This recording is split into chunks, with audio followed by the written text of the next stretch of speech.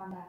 Қалқа Жапсарбаев атындағы орта мектебінің Ұлы Отан соғысындағы жеңістің 75 жылдығына арналған елдік пен ерлік шежіресі атты бейнероликті тамашалаңыздар.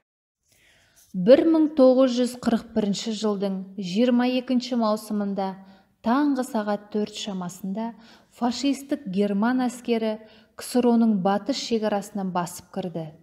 Осылайша тарихта Екінші дүниежүзілік Ұлы Отан соғысы басталды.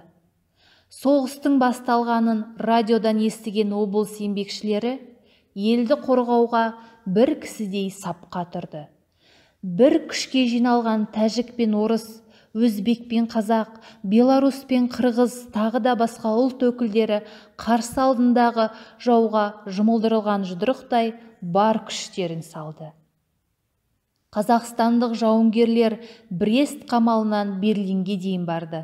Қазақ елінің 14 облысынан 1.700.000-нан астам ұл-қыздарымыз соғысқа аттанған. Жеке тоқталатын болсақ, Алматы облысы, Көксу ауданы, Мұқыры округінен 307 адам соғыс майданына аттанды. Бұл майданнан аман-есен еліне оралған 152 жауынгер. Осы жауынгерлердің ішінде ұстаз ардагерлеріміз де бар. Рахметолла Толқынбекұлы 1914 жылы Мұқыры ауылында дүниеге келген. 1941 жылы майданға аттанып, еліне аман-есен оралып, ұстаз мамандығы бойынша ұзақ жылдар қызмет етті. Мұқашев Шапанбай 1920 жылы дүниеге келген. 1940 жылдың 4 ақпанында армия қатарына алынды. Белоруссия майданында 833 артиллеристік полктың командирі болып тағайындалды.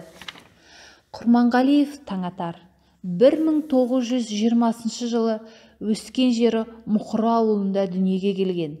1940 жылы азаматтық борышын өтеуге шақырып, 1941-1945 жыл аралығында Ұлы Отан соғысында Сталинград майданына қатысып келді. Байтұмақов Заманбек 1918 жылы дүниеге келген. 1941 жылы Ұлы Отан соғысына аттанып, майданда рота командирі болып тағайындалды. Ардагерлеріміз аман-есен туған жеріне оралып, ұстаздық жолында ұзақ жылдар бойы еңбек етті. Осы жауынгер ұстаздарымыз жадымызда мәңгілікте сақтала бермек.